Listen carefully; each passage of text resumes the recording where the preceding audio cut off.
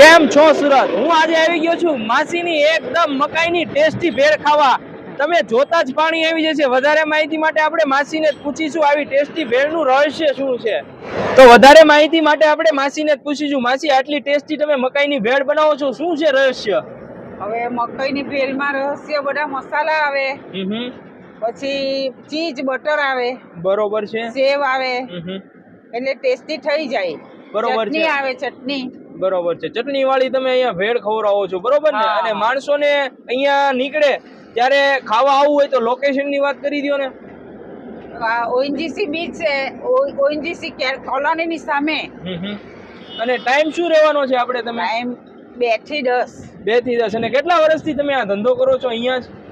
આજે કેટલા વર્ષથી આ પુલનું ઉદ્ઘાટન થયું ને ત્યારનું ચાલુ જ છે. અંદાજિત 10-15 વર્ષ થયા છે. ના, 20-25 વર્ષ થઈ ગયા. 20-25 વર્ષથી માસી આ ભેળ ખવડાવી રહ્યા છે. તો મારા વાલા, ચીઝ થી લબાલબ એક નંબર મકાઈની ભેળ બનાવી છે માસીની. ટેસ્ટ કરવાની છે.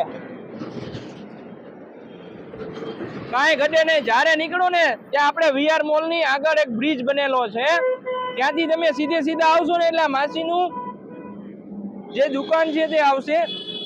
એક વખત ટેસ્ટ જરૂર કરતા જાજો જ્યારે પણ આપણે સુવાલી બાજુ જાઓ ને ત્યારે.